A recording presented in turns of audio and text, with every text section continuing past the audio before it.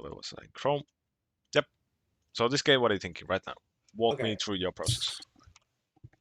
So I'm seeing top lane is Phase Rush Garen. Like that's Garen is kind of like ass to gank. Yep. So I'm looking bot lane, Lux and Zyra. Like they're both really volatile. There's gonna be a lot of like pushing wave and Mm. like both bot. Like there's just gonna be a lot of like fighting. So I want to like go down to bot ASAP. So yeah, I think I'm just pathing bot this game. Yep. I would definitely look to bat towards bot. And again, like this enemy bot lane, they have two really strong push jumps, and your team has basically Sarva is pretty strong, but not level 1. So again, we can kind of expect that this enemy bot lane here gets the push. So yeah, I would definitely be looking forward to uh 3 camp option for the bot lane Mm. specifically, because I think the waves are already gonna be pretty bad for the enemy team at that point. And like another thing you want to consider is level 3 and level 4 are the times when you as a jungler can be higher level than your laners, especially solo laners, but bot laners as well. And level 6 is when you are still stronger or higher level than the bot laners. So what you want Mm. to think about in game is that when it get hit when it hits 6, usually you want to look out for the bot option, because now you have ult and they don't have ult, so that obviously changes the Right. dynamic a lot.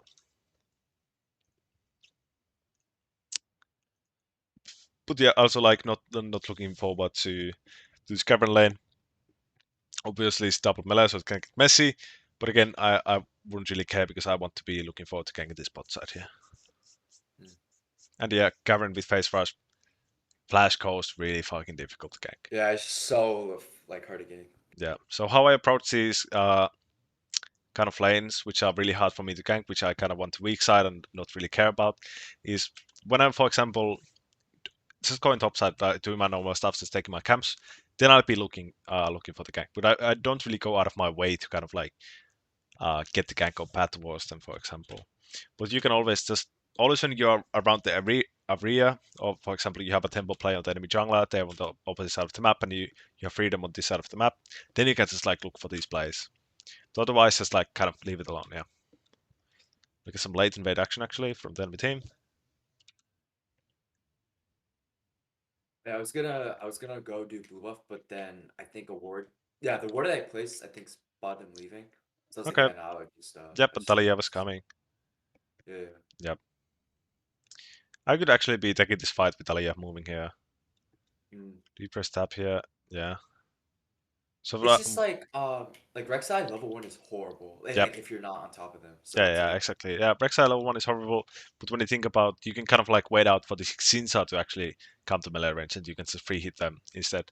And oh right, right. the thing I'm really looking at here is that we have a offensive summoner option on your mid laner versus their mid laner. And obviously Talia level 1 is absolutely better than Mahasa level 1, for example, if this goes to a 4v4 situation into red buff. So that's Oh kind of right, like right. always the kind of like really early game specific advantages you can look for in in games like this. But yeah, we see them leaving. They ward us. That's actually a really annoying ward because okay, this server actually sweeps is really fucking awesome. So Yeah, it that's gives Talia like an edge. yeah. So how you can usually counter this ward when sometimes laners like to do is they ward around this raptor pit here. So what you can do is you can just take the raptors and then walk to this brush and use the blast gun to actually get to the crux, for example. So, but when they actually place in this brush, you usually just have to use an oracle, or otherwise you can't really dodge the ward. But if they do the normal raptor pit ward, then you can like bait them with the ward and dodge it. So yeah, Xin has no option but to start blue here since he tried to go for the late invade. Yeah, I see this happening bot lane, which is like I'm I wouldn't like, should care. I come for it? Nah, nah, nah. Just go for your camps. I just Rek'Sai go back to really my level camp. 3 dependent. Yeah. So I just clear the ward and I'm back to my camps. And I'm ahead on Zin in terms of CS, so I can just Yep, and if you look at this wave, for example, we see the wave here for briefly. Yeah, you could just be hitting your level 3 here and just kind of like get the tempo of the level 3, unlock abilities, and then you can look for the bot play here. But if they do go for these level 2 plays, unless like a really big dive while you are on cracks, I wouldn't even try to try to do anything on reksai. It's just we just really need the tunnel and we need the bite.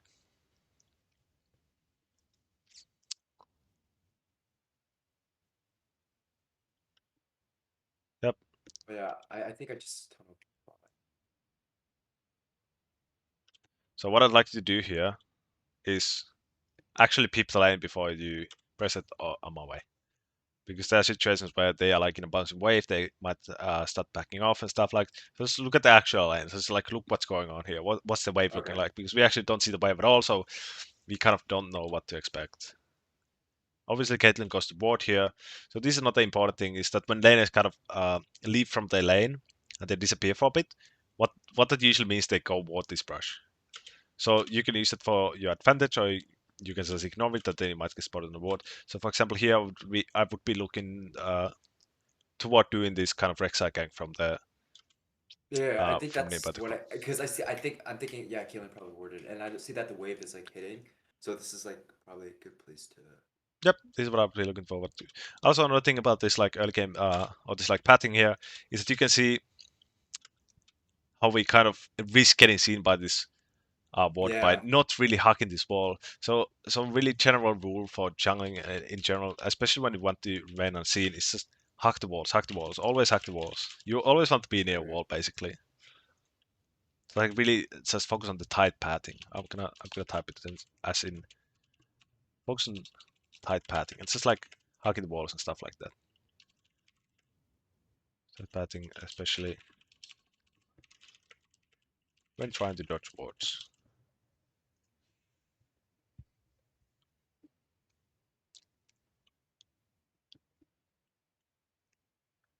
Again, I'll be looking before I tunnel, just to make sure they are kind of like in a vulnerable situation. So what I'll be basically waiting for here before I tunnel is that this Caitlyn just goes to that a little bit of more extension and starts lasting in this cannon. Because right now she's pretty safe from this gank, right? Only because Right. she's able to hit these minions for free. Because your laners are hitting these minions here. You know? So before you tunnel, it's like kind of you can wait those few extra seconds just to get the like again that's really small advantage, but it does end up helping your gank. Right. Right. Right. Yeah, but this is what usually happens, so the laners don't actually understand. Oh shit, there's Rexa behind me. So yeah, yep, good stuff. Yep, do we get the kill here? Nice, good stuff. Really good knowledge on the limits here. We get a double kill, awesome. So this is where the if you watch the video from by Nathan, this is where the recon comes into play. So this is really Oh, okay. important situation here. Yep, Here I'm thinking I'm kind of low, and it's like a Caitlyn Lux. So if I do get caught out by a root or like a yep, trap, I'm dead. So yep, I'm thinking I'm not gonna regank. I'm just gonna back and get items because I'm low. yep. I mean, yeah. So this is part of the play is that you recall. So basically, you recall with the bot lane here, as you do. So we are recalling with our bot lane. You go to your base, you buy your items, you get your health back, and then what you do. So this is like the basic recon. So how do we recognize this? Is that we just killed two people, had a really successful gank. They used flash, some stuff like that. This wave is crashed. What's gonna happen is the next wave is gonna actually start bouncing back into your Right. lane. So what you can do is you can just like run with your bot here, since we recall at the same time, so it makes it really easy to like just kind of stack with them. We run with our bot lane here. So let's see at what moment our bot lane ends up in the wave and what the wave would be looking like. But I feel like by the time I get because I'm missing all. There's no camps bot side. Yep. Like really, I Okay. feel. Yeah, I'm gonna explain this to you in a moment, but I was gonna want you to look at first like what does the bot lane situation look like here? So you'd be Okay. literally Okay. Yeah. walking with your bot lane here. You'll be able to get into the brush. These guys have no sums. It's absolutely guaranteed almost to net you a kill because this wave's already it's gonna push. These guys have to extend even more. They have to walk forward more, and you get a kill. So I'm gonna explain the kind of the other part of this play is that what you are afraid of is that this Xinsa wants to take your camps here, right? But Right. this Xinsa also knows uh, he's on a timer. He saw you recall here, and what he thinks is that you are gonna run back top and protect your camps, protect your blue side here. So the way you really explode games on reksai is that you just kind of hit them with this repeat gank. You get this chin up, maybe at least one more kill, and again you get one of these members at least off the map. They're gonna be dead, and again your bot lane has like free control of the over the lane. And that's like how you really like explode the game there, right? That's how you explode the lead by these repeat ganks, especially when you get these early game summoners of immobile laners. So yeah, I like what you're doing here, but also you laners are right now protecting your camps.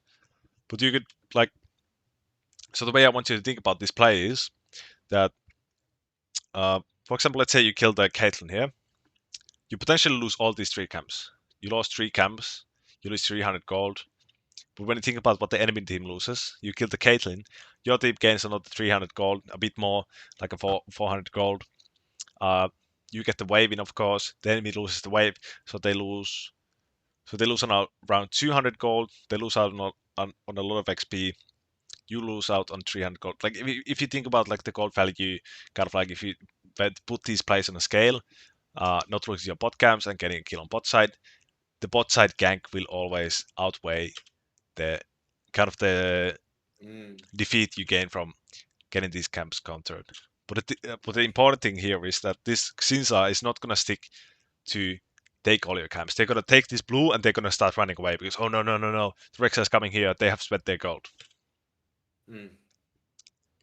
So yeah, this is like a really So I don't need to worry about my camps being taken because I I have gold I backed and I'm most likely gonna head topside, so it's not safe for Zen to stick around that long. yeah. And like you might lose this blue buff, but like again, it's not really gonna even matter. So what you would probably do when you go for this bot play? You'd be ganking this bot lane right now. You can go for the Mm, scuttle, and then you have this all this prio in the top side of the map. So what you can, I mean, bot side of the map. So what you can do with that prio is you can invade his second camp from here with all this prio you have established in the bot lane because you just killed the laner again, right? right, So again, when you think about level one camps, ooh, level four camps here, what's going to be more valuable? It's going to be the level four camp, right? right. So it's like really like you want to start adapting to the game and like kind of abuse and utilize all these small things which are happening on the map. That's like how you actually elevate your game and like start exploring these games open. So for example, if you're looking something like I think Inori does this a lot as well. If you watch him, Yeah, I've seen Inori. He's yep, pretty good. yep, he's pretty, yeah, he's pretty good. He, Uh, he's actually really good. Yeah, but he does also do this repeat gank a lot, and this is like again this goes to like early game. This is like really early game specific because if you go for this gank, there's not really that much you can lose. Even if you lose these level one camps, it's not that big of a deal, right? Because you already Mm, have these camps spawning up here anyway, or you can just invade and get these level four camps. But the most important thing here is that these camps are like it's a really big time investment for the Xinsa to do this. And then if your laners, for example, have a ward here, they can come and actually stop the Xinsa, right? So I wouldn't be too but worried about losing my level one camps here. but Yep. if I do, like, say I go bot lane, I kill the Caitlyn or Lux, and then I go to invade Zen, wouldn't Zen like beat me even if I have bot power? Because I'm gonna be tripped from, You would I'm be gonna have tokens. no, it wouldn't be 1v1. You would be invading with your bot because your bot has crashed the wave. Like they Oh, have this really strong prior because you killed one of the laners. So obviously, for example, even if this Caitlyn leaves and you only kill Lux, the Caitlyn has to kind of concede the wave. She cannot like keep pushing the wave and kind of like keep the wave in check, right? So what she right, does is right. she kind of goes to wait around, wait under the turret and kind of just wait for the wave to crash. And then you just have all this freedom to use with your bot having this move.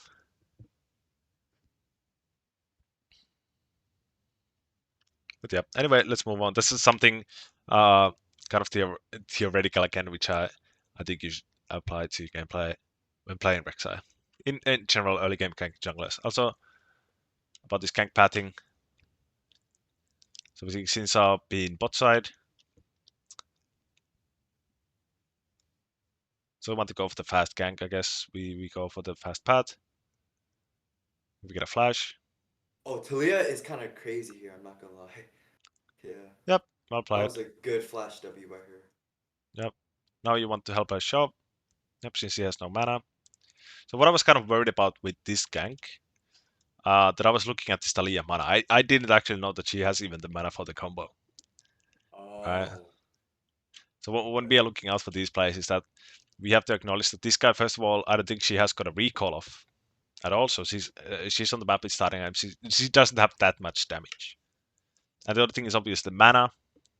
So and and this pathing again. Did we talk about this with last time when you go for this gank? Is that um, so what you want to do is you always want to think about the potential wards the enemy has, right?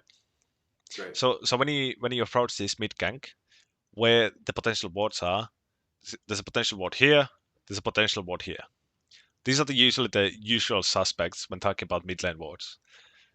So if you basically walk this way, you're gonna show on this ward and you're gonna show on this ward. So how you kind of like can lower your chances of being seen is you only go through the one ward spot, right? Which is this. So then you're gonna kind of hug this wall and approach the gank from behind. So this gives you a bit more time to kind of like close the distance and get a bit more better approach to the gank, right? So this right, is like kind of think about where the usual wards are. It's gonna be here. It's gonna be here. Later on in the game, there's gonna be a ward around here, maybe a pink ward. But again, then it's gonna be a bit too late for the enemies to react at that point. So when thinking about these gank patterns, you always want to dodge as many wards as possible. So you want to like come up with ways to, or come up with pathing options which allow you to dodge as many wards. And in this scenario, it would be to take the long way around. But what we end up doing here is we just go for the fast way, which I like for the reason that we just saw Xin bot. So we kind of again we have the tempo advantage of this gank, right? Because we are able to right. move here before the Xin can do anything. So that's what I like about doing this pathing. We do it faster, so Xin doesn't even have time to come guard the gank, even if he did anticipate this. Yep, good stuff. It's gonna write down actually about the ward spots. So you I always want. honestly though, Yep. I feel like if I did take the long way, Talia wouldn't even have need to flash. I think that I could have knocked Malzahar up even if he flashed. Yep. I think Talia would not have needed to flash. So I think going the long way was probably better there. Uh, okay. Wait, I'm just gonna add something. Yep. See, I'm gonna add. What's your rank in this game, by the way? I'm just gonna add. D4. Yep. So I'm just gonna add the rank of the coachee in the stream since people were requesting that, and I just remembered it in that moment. Uh, but yeah, what you were saying? Yep. So you think the long way would have been better? Yep. But Yeah. but again, the reason why I like about this is that we see this guy patting towards mid.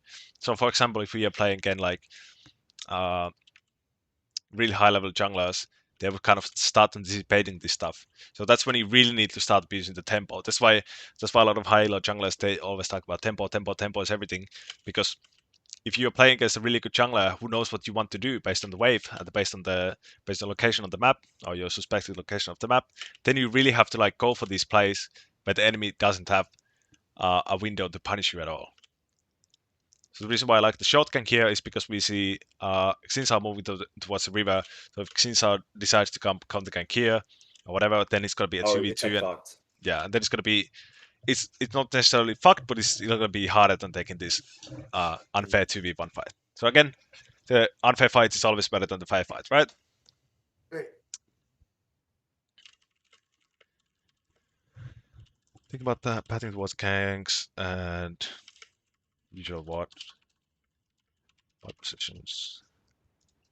Also, at 2 minutes, that But was like, the let's say that Zen had just stayed bot like even now, then long way is probably better because yep. he's Long ways like always better. okay, Yep. okay.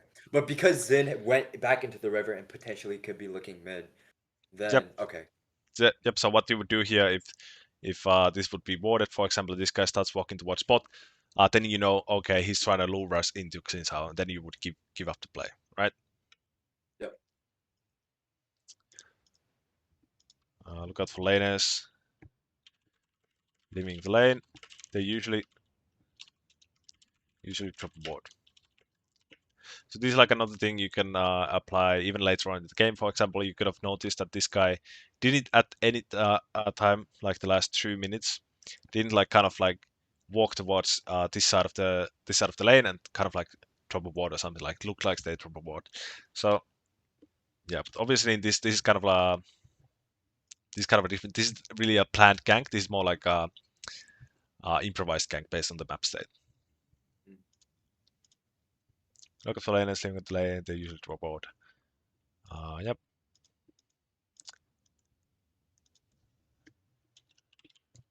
So another thing about this one is that if Mal starts pattern towards bot, recognize he's luring us into 2v2 and reconsider.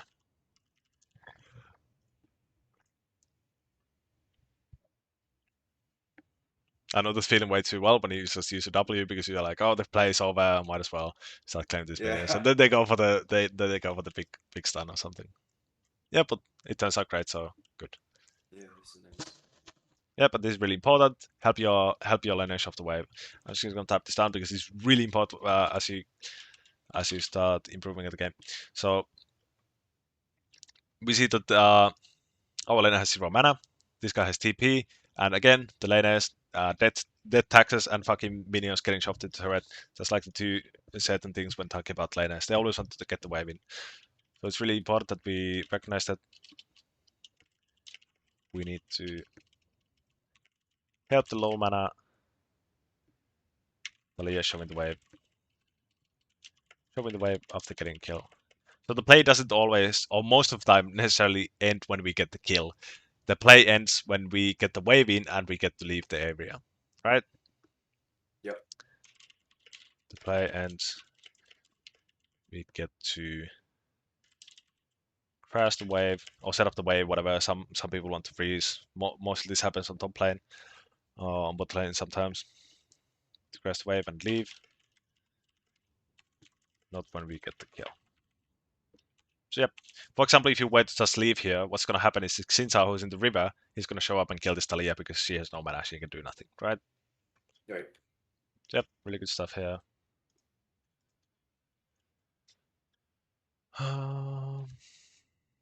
Yep. So again, as you leave this lane, I would like to be peeping at the bot lane, since that's the area we are heading towards. So as you are hitting these Right. camps, it's really important to like start looking at the lane we are next going to gank or the next possible gank is going to be at. For example, again, we can see that they are kind of in an awkward lane wave position here. So yeah, I would really want to look for the bot lane here. So that we check it. Let's see what does it look like. Again, maybe kind of like spend a little bit more time, especially when you're rotating between camps. You can kind of take your sweet time to look at the camp, look at the lane, right? So we do Right. Right. actually. Right. Good. Let's see, what do we see here? Okay, I mean it's pretty neutral. Yep, nothing to worry about. I'd probably be hitting my camps. Let's see. So now, what I don't like about this approach, we don't have sweeper, and we are again walking into really many potential ward spots. So again, Mm. ward potentially here, maybe a ward here, like what Shaco gank ward basically. Sometimes we will use it against Reksai as well. So we are kind of walking into a lot of potential wards, and we don't have sweeper. So if they really start backing off here, or if your initial CC here fails, I wouldn't like try to go too forward. But okay, this guy starts tries to tries too hard to dodge the Jin W and ends up just dying. So yep, this is good. Again, I like this because the wave allowed for us to go for this gank. So again, same as with the Talia situation, help them crash this wave. Yep, smite the cannon also. I think I actually fucked his. I don't think he got the cannon, but it's whatever.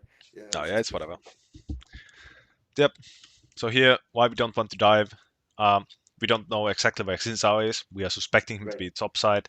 And the important thing here is that the mid lane is starting to move. So we really need to be aware of the mid lane having to move here. So it's good. We don't really want to creep for this. We would die if we would go for this player. Yep. So Oh, again, actually, I do think I died here. yeah, we see the tremor here. I did not Oh, see the Malzahar coming, so okay, that's yeah. actually I should Yeah, have I probably actually didn't just see the gone. Malazar at all either. Yeah, yeah. I guess But yeah, maybe, Malzahar did leave his link. Like if I was looking at the map, I would have seen that Malzahar link. Like even Tilly pings it too. yeah, So I should have just probably backed right next to Jin. yeah. And you can see how we actually were awarded at the beginning as well. But also another thing about this is a really wasted Rackle. Again, I can't remember if I talked about this last time, but every time you use Rackle, you kind of look to use it in a meaningful way. So you want to cover the 10 seconds of distance and 10 seconds of possible wards. And especially like we are leaving, we kind of want the base. We have a bit of gold. We don't have that much on us right now, so we want to kind of leave the area immediately. I don't know why we are patting up here. Regardless, I think we just back off with Chin and just again we could sync the recall. We have a crash wave.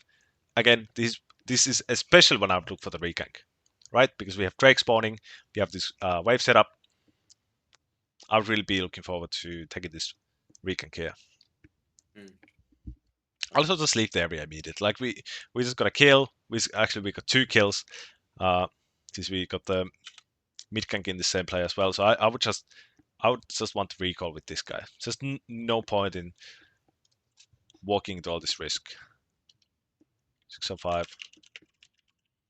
This is Rackle. I don't know what you want to do here. Do you want to kind of create for your crux? Or I think I wanted to get Krugs and yeah, then back, but honestly that it wasn't worth it. Backing is just better. yep. This Oracle in a meaningful way. So try to cover as much distance slash important wave spots with your Rackle. So why I don't like this Rackle is because I think we should be recalling here. So 5. We should be recalling with Jin. Jin. And again, this is like comes back to Crash Wave, Sync Recall with bot lane. You can come with them and you can 3v2 instantly. And regain. Yeah. Yeah. In general, like in these kind of situations, when you crash the wave, it's just really like a good practice to kind of sync your recall with your laners, especially when we want to come bot side anyway after we recall. So basically, what this does, if we go for these Krugs, what's going to happen is that we get like a 15-second later recall than our bot lane would, and that just fucks the tempo for the entire team. Right. So basically, the tempo our team has now is that this Jin gets recall a lot faster than this Caitlyn who's still farming the wave under. And what Caitlyn does after this is we're probably going to see in this VOD is that she's going to push in the next wave as well. Because again, lanes, they always want to push in the wave. So this Caitlyn gets a really later recall than this Jhin. So what's going to happen is that Jhin is already on the way to the lane, and Caitlyn's And only Caitlyn started has to back. recalling. Yeah, so what you can do is you can shove in this wave, and then you can go to Drake, and it's kind of free because you have all this prio, right? Mm. So by us creating and not kind of syncing the recall with our team, we are just fucking the tempo all over. We are just not fucking our own tempo, but the entire team's tempo, right? Right. This is obviously something kind of like probably a lot more high level concept, but it's something you have to start thinking about as you start improving and moving towards those apex ranks, masters and above, right? You should be recalling with Chin. Again, think about syncing recall. Think about the synced recall. We are fucking the tempo of the entire team.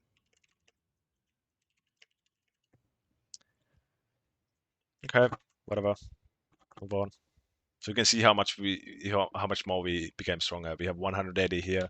We finish up by we get 30 more AD and we get 10 more lethality. Like obviously we are a shit ton stronger. So you can see, you can look at this Caitlyn. She's still on the map.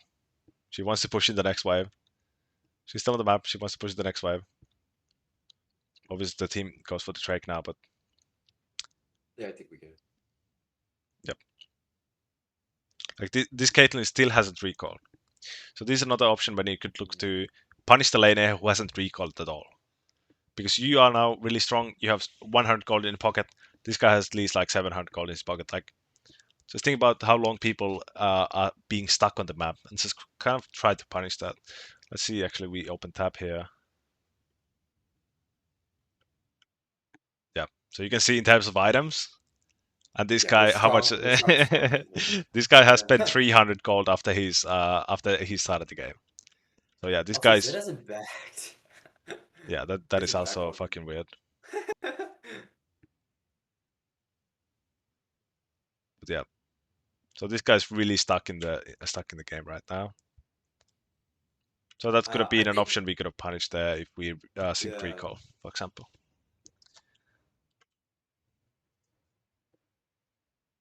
Yep, the next objective we want to start thinking about is the Herald in 1 minute.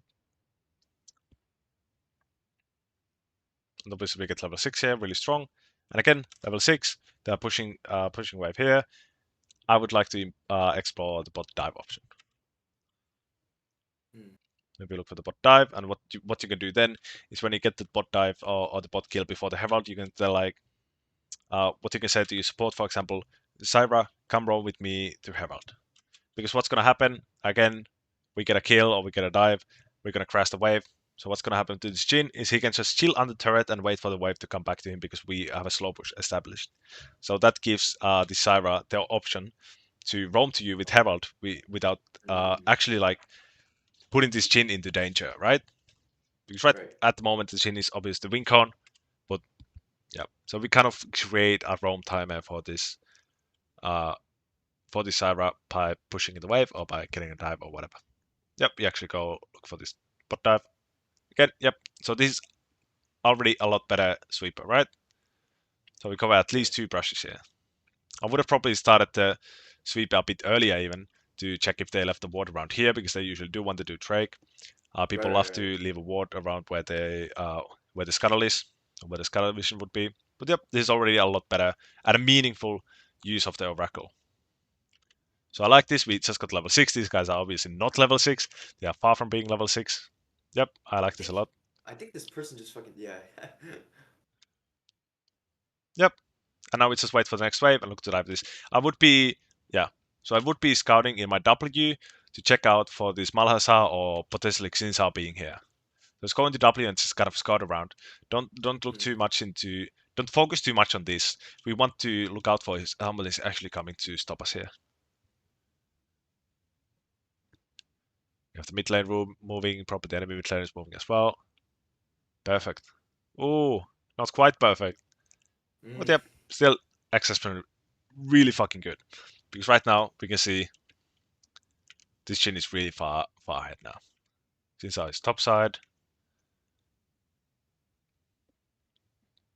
Yep, and now we can start moving towards the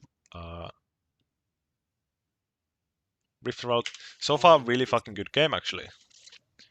Really fucking good stuff. I don't know if all of it is intentional, but still, I fucking love it. Yeah, Seven. the dive was because I watched the Nathan video, and it was about like because we had a stacked wave, so I'm Yep. thinking like, oh, they're weak, I'm strong, we could dive this. Yep. That was Exactly. intentional. Yep. Exactly. And the fact that we are level 6, by the time you as a jungler hit level 6, the enemy bot lane is almost never level 6. So that's another thing Yeah, to take into consideration. I I think Lux really is fucking level love that dive. 4. Yep. Really love that dive. Recognize a stacked wave.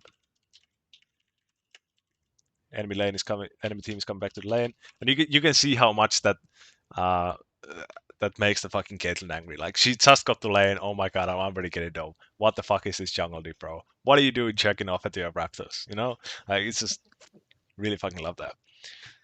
Recognize a stacked wave on bottom. A dope. Important to note. Using level 6 spike to gank bot lane, as they are not in not equal in levels. They don't have 6. They don't have as many abilities available as we do. Yep, really like that. Yeah, now. So this is what I like to do on a lot of the ganking junglers is you can kind of like camp this bot lane, get your bot lane really far ahead, and then you can just kind of chill around and you can like start impacting the top side of the map and like, try to look for those heralds.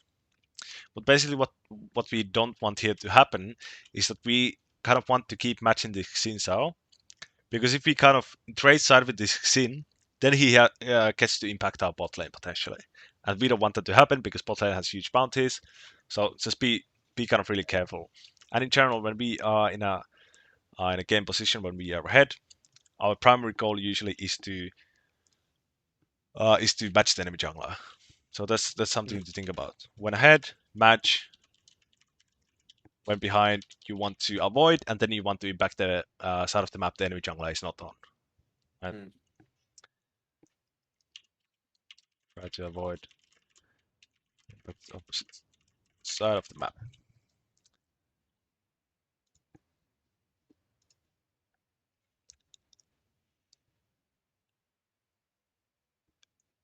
Okay.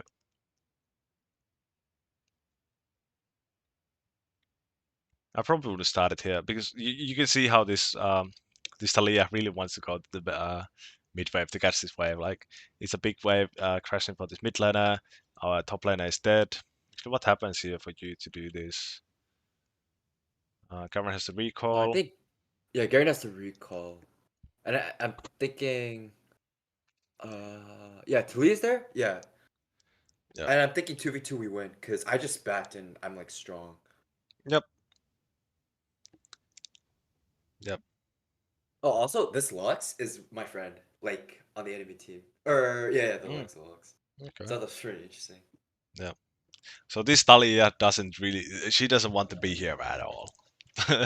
Okay. So Yeah, because the wave. I see the wave. yeah, it's a wave. So I would just kind of you could just if you want to do this, you can start it, but you have to play it really carefully. Like you want to guide it back. You don't really want to fight at the pit because if the Xinzao does roll up, for example, and stuff like that. So I was just kind of played kind of careful, just guide it out a little bit because this Talia ends up sacrificing a lot of fucking resources to help you secure this.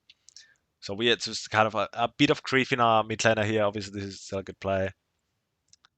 Yeah, and again, Should I solo or should I just gank mid there then, or I would instead just of I could just start soloing this, for example, or you could look for the mid gank option. Yeah. So what that does is again, we look to remove one player from the map either by pushing in the wave really hard, so they have to uh, defend the turret and last hit the turret, so they cannot be in this river fight, or we can look to kill them. And then again, this is going to be an unfair fight in terms of numbers. And again, the unfair fight is what we want, right? mm, So you don't always need to kill people to remove them from like objective fights. You can just push in the wave, right? Because right, right. people Yeah, always and just Nathan want was the wave. like, yeah, Nathan said like kill is the bonus. It's not really about killing people. It's just like zoning them from the EXP and the CS they're gonna get. Yep, yep. Nathan is a challenger Reksai main, so he definitely knows what he's talking about. Uh, Especially in Reksai guy, it's a really good resource. I really like the guy. I've been coached by him before, and he has a really Oh, good really? coaching service himself. Yep, really recommend to Nathan and Salto as well. So yeah, Yeah. I really endorse his stuff. Really recommend all of his stuff, especially the Reksai stuff. Um, okay. I was kind of hoping Irelia would freeze and wait for me to come in Yep. so we could fight. Yep. But yeah. So what I always look out for in these fights is that my top laner has either sums or they have at least ult. So Mm, when you have top laners like Yone or Irelia, kind of like these melee bruisers or like kind of assassin types, you want to make sure they have their ult up before you actually go to fight because this guy again is he's full HP, he has face rush, he has face probably rush. some Yeah, like yeah. yeah, it's just not gonna happen. So just hit your camps here, I think, and just when you go for these plays again, like as I said at the start of the game, when you want to, you can look to gank these kind of lanes you don't want to initially gank, but kind of it has to be kind of a stars aligned play, right? Like this guy has to have ult, this guy has to be in a bad wave, or this guy has to be low. I wouldn't go like out of my way to do these hard ganks on the top lane. And when we want to really focus on this bot lane, getting the bot lane ahead, kind of allowing this bot lane to snowball, right? So I think here the important thing to notice is that um, it really does have ult. We really want the top lane to have ult when we are ganking these hard lanes, especially these hard lanes, like hard to gank lanes. But if it's like a easy lane to gank, like I don't know, I'm just trying to run through my head. Like someone who's not very like Garen has phase rush and like is fast. But like let's say it's a champion that is not very mobile, not very fast, um, and Aurelia doesn't have ult. Is it like worth ganking there then? Um, okay, so why I don't like this gank necessarily is because I want to be bot lane ASAP, basically. Oh, okay. So it's not really relevancy of like getting shit done top. It's more about we Yeah. should help bot more. Okay. Yeah, so basically what happens when you show for this top play is that the Xinsa is like, oh, this guy's a top. Well, don't mind if I dive my bot lane or dive your bot lane here, you know? And then we are kind of Wait. like putting a real risk on this really big bounty we have on this Jin here. So you're kind of like again you're kind of like fucking your own tempo to the bot side where you want to really be by going for this unlikely play on the top lane. So for example, if it was like Aatrox, for example, kind of like something easier to hit, uh, yeah, then I can see it. But again, like if the guy is already all the way here, like even if it's Aatrox, it's not gonna happen, right? Full HP Aatrox, no Right. ulti Relia. So always when I look out for these top lane plays, I always want to check if this guy has sums first of all. They have ignite or something like that, which makes the gank easy to execute. But the most important thing here is the ult. It rather than ult, Garen full HP, already in a safe lane position. Not a likely gank. So yeah, I would be hitting my camps here so I could actually make it to the bot side. So what ends up happening is Talia is actually playing the game for you here, right? You can see how she's actually going to her kind of hover this dive. So this Talia is actually playing really well. Well here, yep, she brings you to defend this turret. Awesome.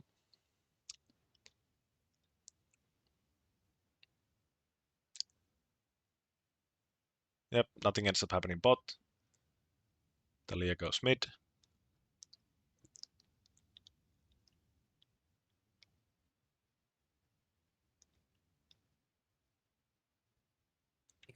Oh yeah, because they get prowlers. Yeah, Yep, Prowler's really good, I important really like recall. Especially on reksai, it just allows you to play the game actually.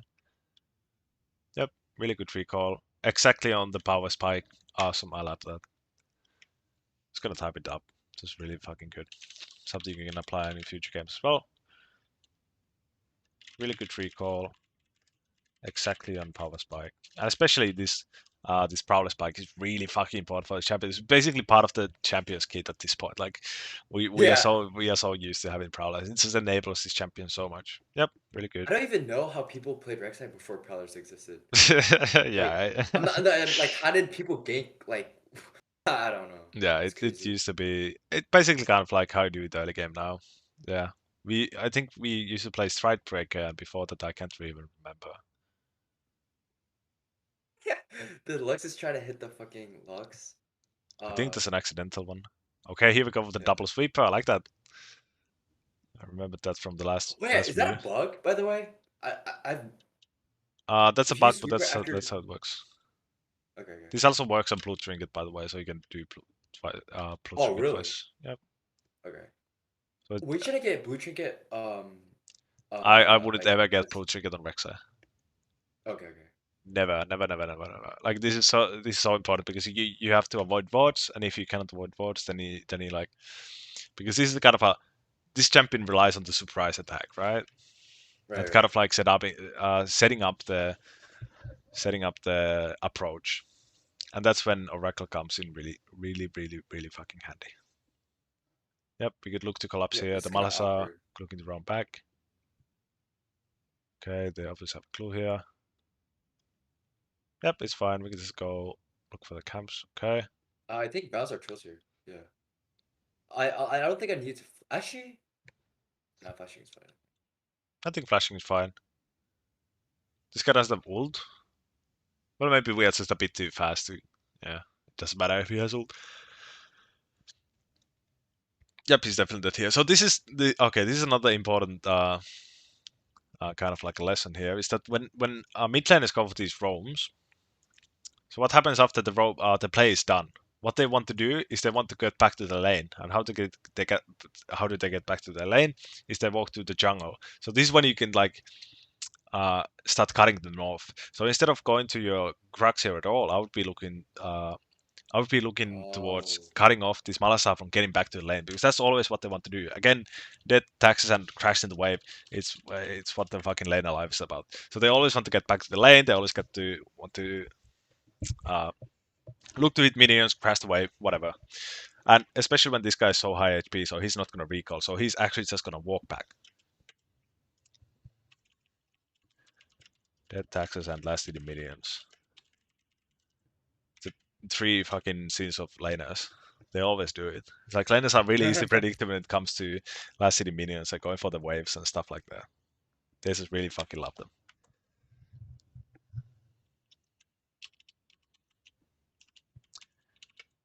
11 minutes. So what we end up doing is we end up doing exactly that, but it goes. I actually did not intend that though. Yeah, yeah. We didn't kind of think about it, and we just kind of reacted Mm. to the situation. But this could be something you'd be looking forward to do in your future games.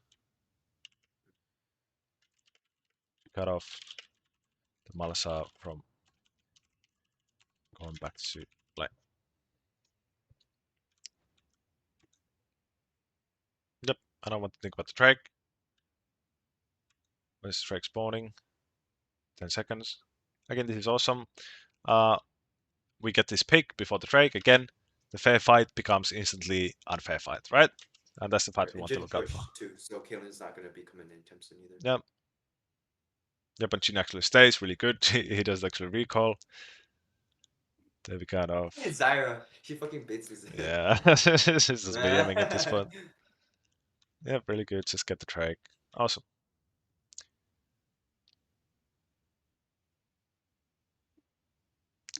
So again, we are arriving at the moment when and nothing is really going on. We're kind of in a peaceful state of the game. We are ahead. So what you want to do is you don't want to start kind of overforcing stuff and trying to get all these turrets. What I would like to do here, what I would love you to do here is just like go for a solid full clear of your jungle. Just get all these camps up, get all this XP and gold in you, and then we just we would just like to fight for the next Drake.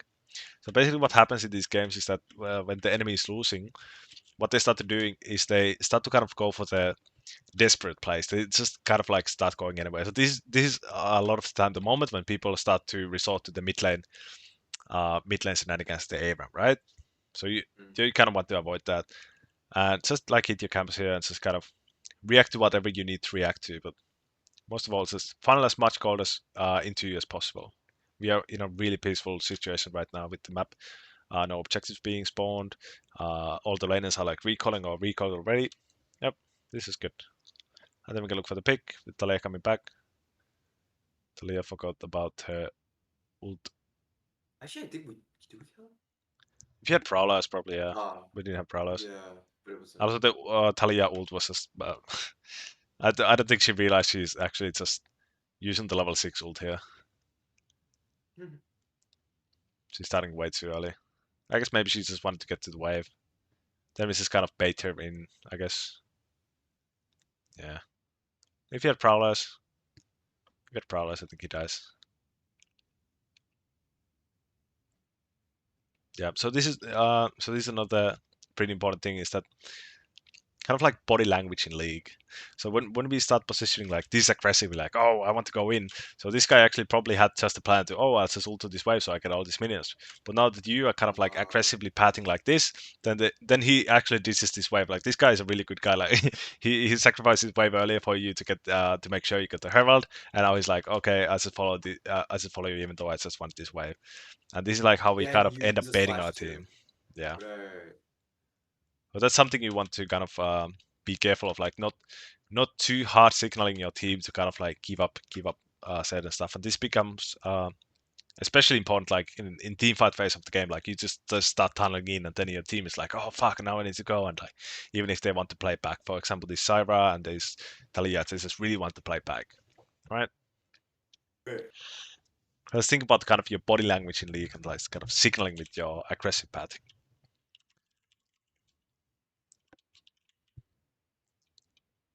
Oh, yeah, I see Zen. Yeah, chill. Okay. Do I move to counter gank?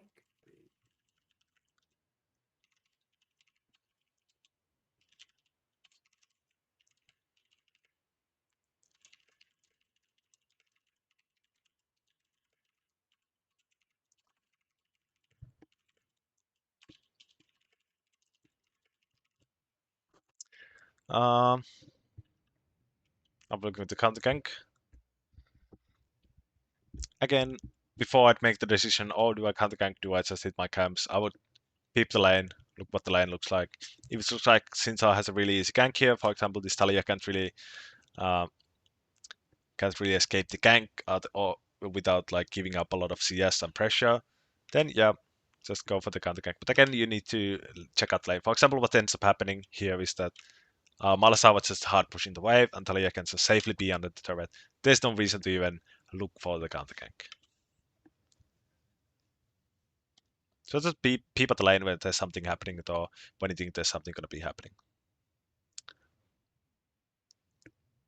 So again, I would just be hitting my Cromp here to make sure this guy actually gets her ult up. Makes this play a lot more easier. He's really close to ult. We could just be hitting this camp here. And again, we have a lot of gold. Potentially look to using this gold since I saw bottom. Like here, I'm just here to collect the wave. I'm not Yep, here to really yep, camp. good. Perfect. Yeah, we can't kill this guy anyway. Yep, good stuff. And again, really, really good that we recognize that we need to hold this wave. So now we are really close to Herald spawn, and we have 2k gold. Mid lane is recalling. This is a perfect time for you to recall. Okay, he actually does recall. So here we are doing here's what we're doing. What I told you not to do. Do not overforce these plays when you're ahead. You don't need to. You can just wait for the objective and just kind of relax. Like all Right. this pattern, what we're doing is like we are being really aggressive. And if you actually look at the mid lane items, this Malasa is actually ahead of this Talia quite significantly. And again, we have literally no one on the map. So even positioning like this, uh, Oh, a it's few, dangerous. yeah, like 20 seconds before the Herald spawn is just like really fucking creep, you know? Like this is so Right, coin right. flame. We just have to be really careful when doing this stuff. And it's like in general, 2k gold, 2k gold, 2k gold in pocket, Herald spawning soon. Literally 0 people visible on the map. It's a really good like. There Yeah. are a lot of signs here, just like, oh, get the fuck out of there. Red Yeah, flags. yeah, red flags, a lot of them. That's one, so literally zero visible enemies on the minimap. Get the fuck out. Yep.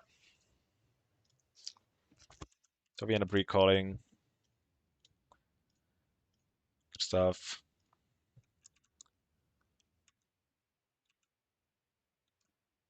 Yep, and I want to look for the Herald. Yep, so this is now I like this one. This is a lot more better like a moment to look for the mid option here. We actually have some information, at least some people.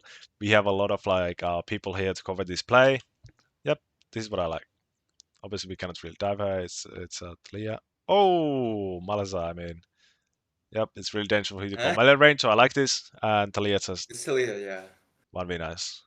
Yep. So here, just go for the Herald. Oh, okay. I think this guy's dead here, but he flashed out. So anyway, like when we are mid, they are already making a play down in bottom lane. It's like you are not gonna make it there before this Jhin either just gets out with Gale Force and Flash, or just straight up dies. So I would just go for this Herald here. Just take the Herald. Okay, okay. Again, like play for the objective. We want to, especially at this moment during the games, it's like start playing for the objectives. If you already aren't, go Herald. The play is over way before you can make it.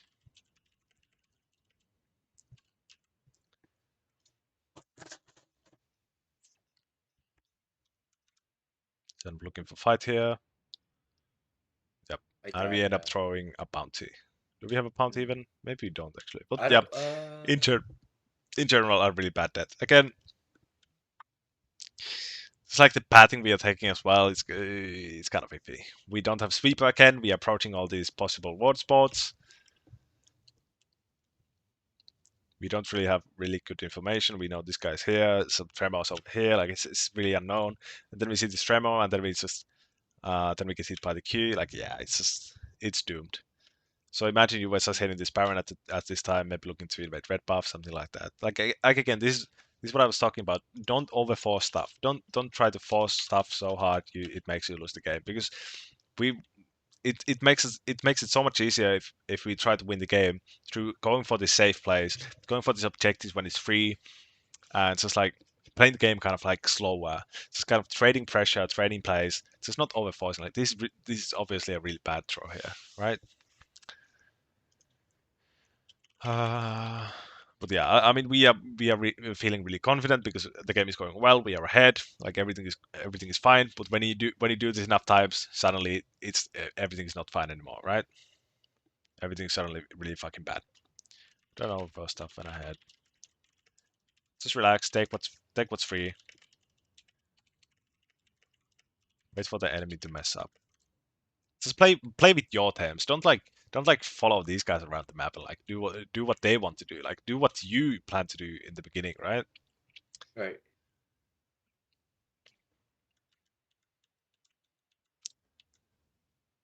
I would skip the Herald altogether. I wouldn't be skipping Herald here at all. What's the time on the Mm. track? Obviously a good pick here. Again, we made the fight unfair. So actually what we could have done if we just took the Herald here, we could have had the Herald and we could have been in time for the track as well.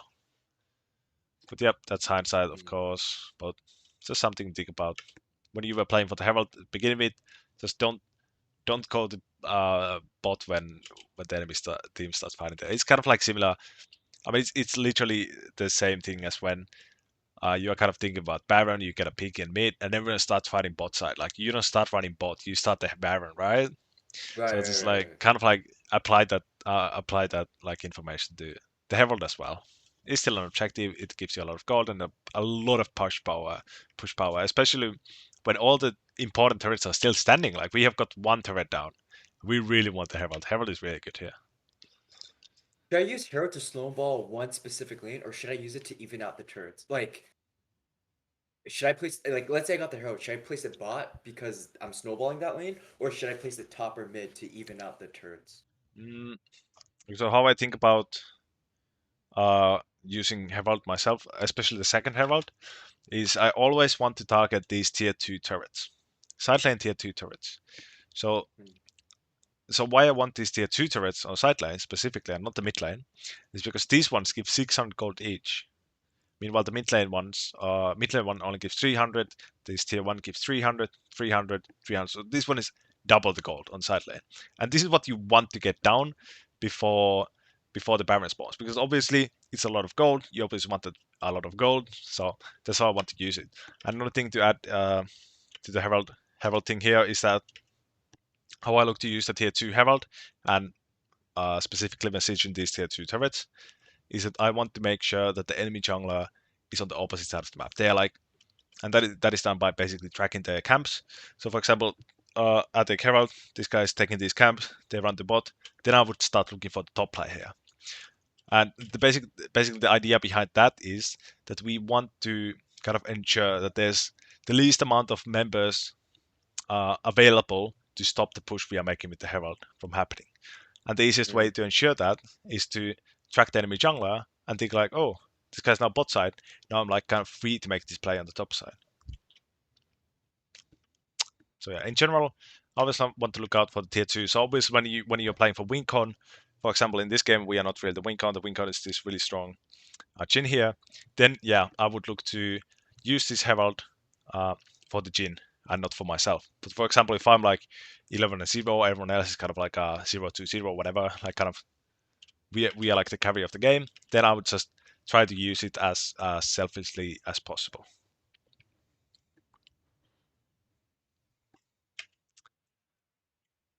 Yeah, let's see. So yeah, with Herald, just get these tier 2 turrets. That's important. And in general, you want to get these tier 2 turrets off the map. The camps are down. Good for pick. Good. Now it's just fighting for the Baron again. There's a bit ballsy dive here, or bit Yeah, ballsy this invade. is forced. This is like I'm deep. Lux is this is just a really bad play, I think. Yeah, and we saw the enemy team being bot here just a moment ago. I should have just taken Scott and just probably left. Yep. Just take like the small winner you can get for free and then just leave if this one looks not as likely.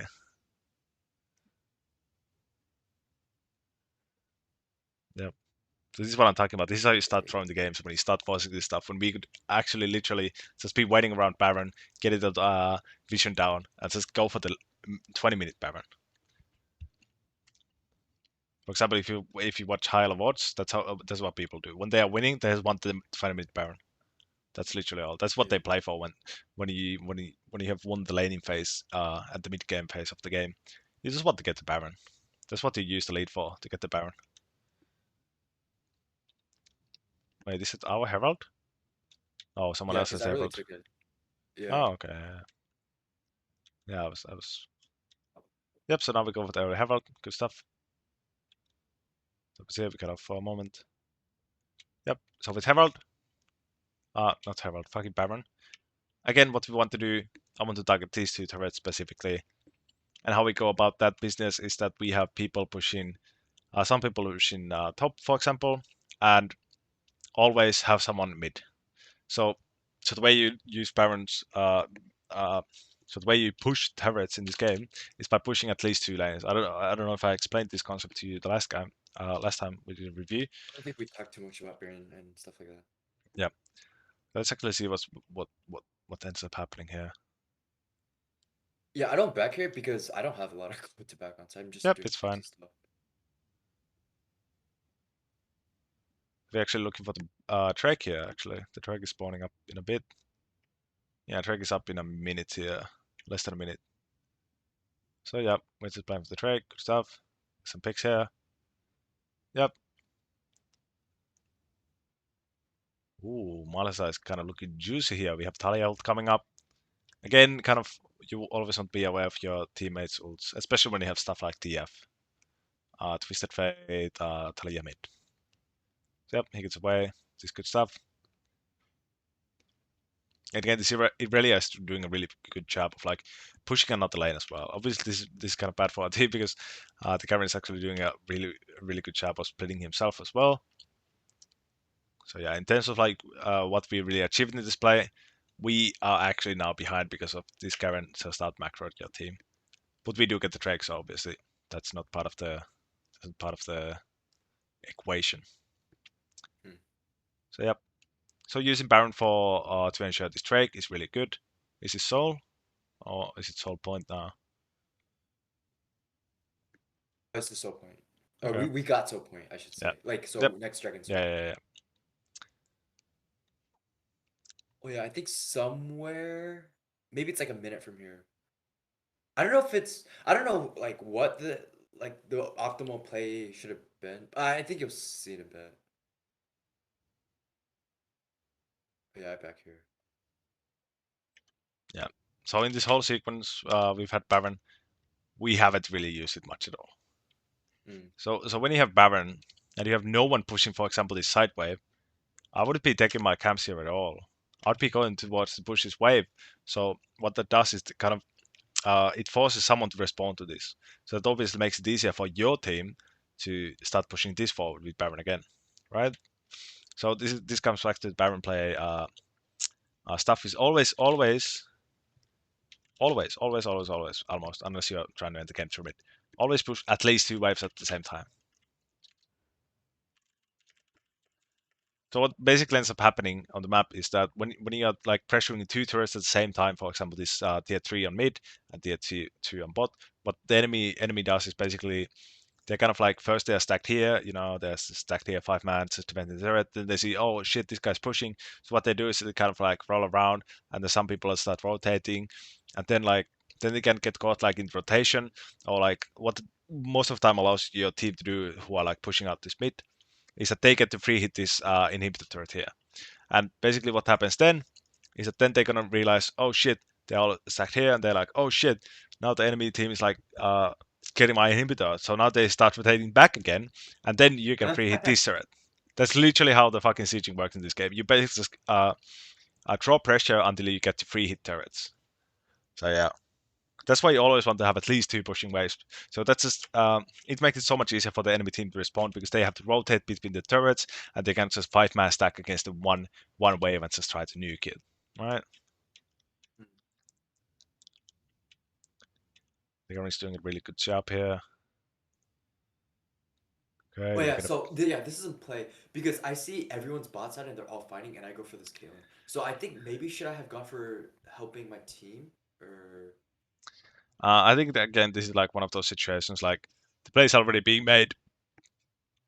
So when you think about are you really going to be able to get here? It's just not likely. So I like this. Yeah, like these guys, the play is already done. Like it's over. Like the current is dead. So yeah, I like going for this case in here. So basically, you don't want to be this Talia guy. It's just so this is what we call compensating for your team's mistakes. It's like you just try to go in and try to save the play, salvage the play, do whatever you can to save the play. But it's just really not that like to happen. So I yeah, think I actually die here too. Yeah, I think I die yeah, here. Yep. yep. So again, so we end up compensating for our team anyway. So what you should be doing here instead is just like, okay, the play is over, whatever. I'll just push out this Put mid wave. Gillies back. Yeah, just push out Or this yeah, mid wave. put Again to draw some pressure on the mid wave, and they just cannot like walk all the way from here and starting your turret since the wave's already there. So yeah, so what I end up doing a lot in these kind of situations, I just push in the mid wave, and then I looked for invade stuff and like stuff like that. When they are like really low and they can't really chase me in the jungle, but like I want to get something out of everything basically. Yep, this is really good if we now just run away. We see the TP. nope. Yeah, yeah, yeah, yeah, yeah. Yeah, this is Yeah, that's obviously inting stuff a lot. Gets all easy win. Yep. We win game trust. PMA only. I like that. Yeah, again, it's really dangerous. Don't be this far. Teammates are recalling. The other teammate is here. One teammate is there. It's just like yeah, just be really careful. Yep, good. Also, we aren't able to protect this ping. We have only one ping. I just wouldn't drop it here at all. It doesn't bring us much value if the enemy comes and just right, kills the ping, and then we don't have ping. So right. in general, try to use the ping when you can actually protect it, or when your team can protect it, or it brings you some kind of value. Here we just kind of throw it down. It's 30 seconds to Baron, 1 minute to Drake.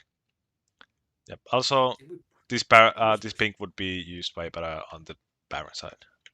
Since the Baron is the one objective spawning fast. Okay. So again, I wouldn't really worry too much about this Drake vision. Like the Baron is the one spawning. Oh yeah, I think Garen kills her. Yeah. Yep. He really gets caught out. Good stuff. Again, we made the fair fight unfair with the pick. This is what we want. This is what we want. Always try to create unfair fights. And that's how we do it through picks. Yep, Talia hits a really good combo. We kind of, again, we don't really want to walk into melee range of Malhazar because that's what's going to happen. We're just going to get locked the fuck down. Yeah. Yep, our team ends up getting the Drake. Yep, just, I would tell your team to just recall here. I guess they can do it and you can get there before the enemy team can. Let's see what happens here. This is so awkward because I don't know if I should help my team or hit the Baron. Like, like I could go in and kill them, or I could do the Baron.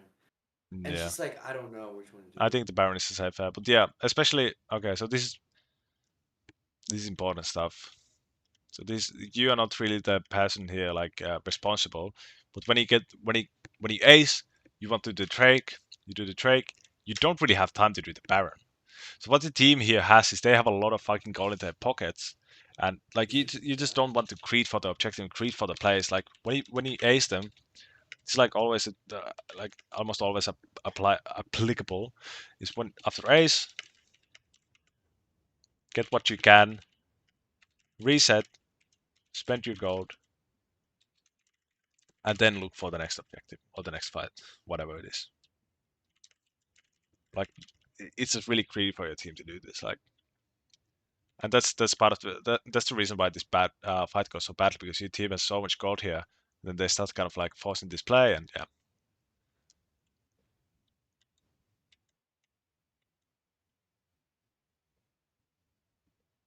yep. Garen hurts.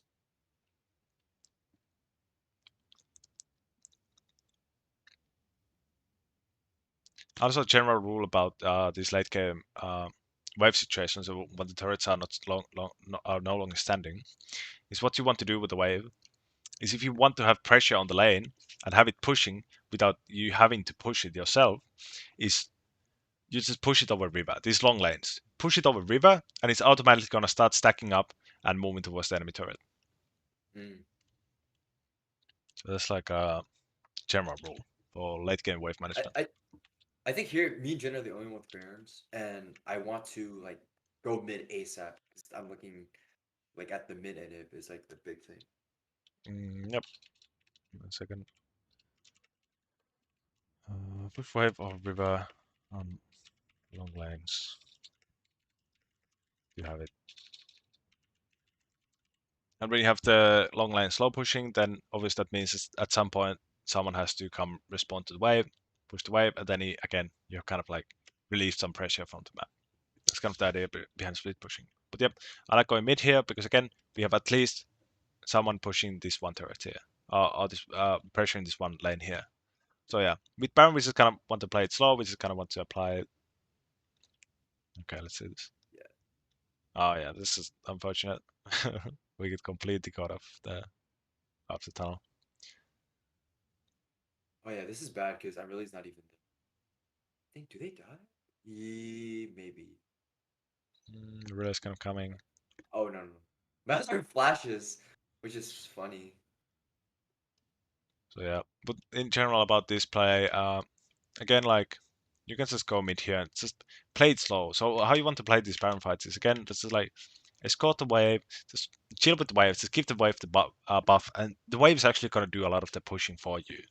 And what this does is if you start to kind of position yourself too aggressively or just trying to dive these people, what happens is this guy who's actually playing the game correctly here, this Aurelia, going to push out the second wave or the second lane to have some pressure elsewhere as well, is she's not going to be able to rotate in time if you start diving or if you start like going really aggressive. Obviously, we just get Mm, caught off guard here, but again, it's kind of our own fault. We are going into unknown territory, no wards, so mm, like it's not that big of a mistake here, I think, but I mean, obviously, it becomes a big mistake, right? mm. Yeah, a bigger mistake would be to start walking towards here and like start trying to dive these turrets. Yep, but in general, with Barons, just let it play out.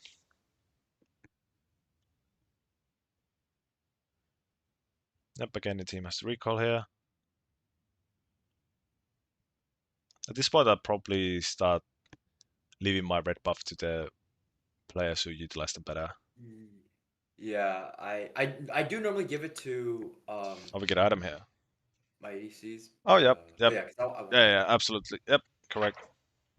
Just get the buff spike.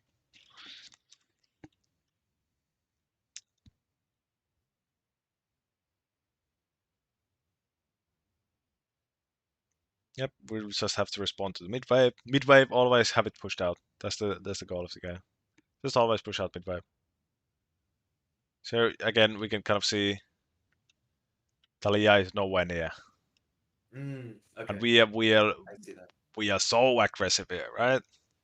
And again, we tunnel in, we we signal that we are being really aggressive, and then we kind of bait our team into compensating for us properly here as well.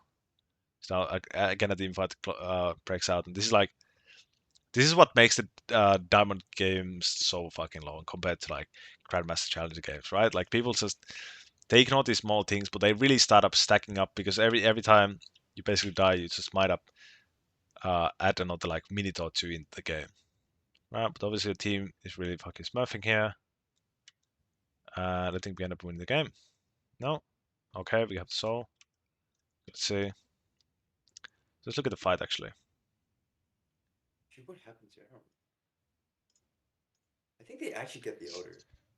Oh Yeah, really? I think they get the outer here. But I think Yep, turn or is here good. maybe You don't want the coin flip.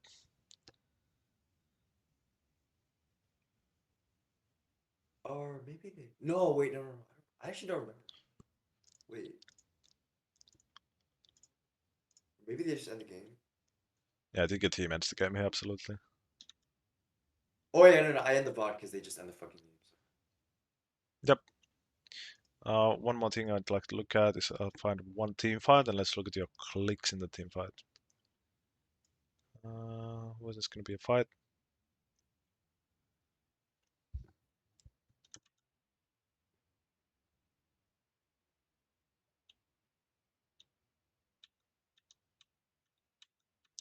Is there a proper team fight anywhere here?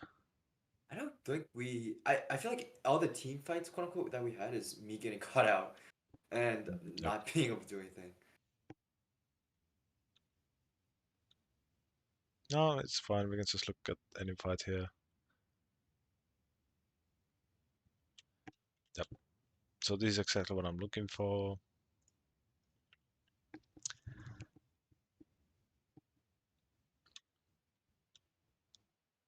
So what I want you to look out here for is where your cursor is. So when you're not looking at map, obviously then it's going to be large. Now you're tracking your map. Now we are kind of tracking our map again. Like so, so you can see by cursor movements here that you are kind of all the fucking over the place, right? You're like clicking here, clicking here, clicking here, Yeah, you're yeah, clicking here. Then we like now I don't even know where the fucking cursor is. Like it's all the way in Narnia. So yeah. what I want you to think about as you like keep playing is that like just try to focus on having like kind of tight clicks. Just always try to keep your cursor as close to your character as humanly possible. So obviously, when aiming skill shots and stuff, then you want like hold over them. For example, if we're aiming at this ward, then I would hold my cursor here. For example, if I'm fighting, if I'm trying to dodge skill shots, if I'm ready for the Talia W, Alice Cocoon, whatever, just like always keep your just try to focus on keeping your cursor close to your character as close as possible. So obviously, when we are playing melee champs, we end up kind of like having the cursor really close, but as here as well, we can see the cursor kind of goes here, and then we just kind of have to find the target again. Like it just makes our mechanics and like responsiveness in this game a lot fucking easier when you get used to having really tight clicks. Just like really avoid Oh. having your cursor go far away from character. For example, here we're clicking all the way here, like it's so unnecessary. Okay. Obviously, this in this position we are no longer in a fight, so we can like kind of start taking a longer path to check on the fight, for example. But yeah, so it's like just actively think about it for the next few games you play. So like actively think about it. Oh, where's my cursor? Is it close to my character? I always want my cursor to be close to my character. Let's see what's happens here. You know, obviously when we are panning our camera, it's kind of far away. Looking for the Q. Hold. And again, like look at the movement clicks we are having. Like they are so far away from our character. That makes it so much harder for our us to respond to actual like stuff happening on the map, or like skill shots coming our way, whatever. So it's like it's just gonna level your mechanical game definitely by having your cursor close to your character. So that's something to look out for uh, in the next games as well. It's just like actively think about it. Ooh, is my cursor close to my character? I always want to keep my cursor as close to my character as possible. Focus on tight clicks, keeping cursor. I think that's actually a pretty good point because I definitely feel like sometimes I can't click on my target, and honestly, the reason you just described pretty much just explains it really well. Yep. So that's So actually when you keep it really close, then it makes it really much easier for you to actually start responding to shit. This and like overall, like dodge skill shots, something like that. For example, what I do on Craves is that is I play Craves a lot, is I keep pressing my A button. For example, you use A as well, and I just kind of like hover my mouse around the area, so I just get like I get into the feeling like okay, this is how far this is how far my cursor can go from my character. It's just a 500 range I have on Graves. So this is like I don't want to go further than that. So it's like a kind of like a default value you can add like just like do A and then like obviously on reksai is a bit shorter to click it on A, but like in general, just don't try to ever have your cursor in Narnia unless you have an intention, for example, clicking the map or panning the camera. That's the only situations. yeah. That was bad what I did there. Yeah, I think we just missed the TP entirely, but it's understandable. It's whatever. But yep, that's pretty much all we have for today's review. Julio. I'm gonna stop.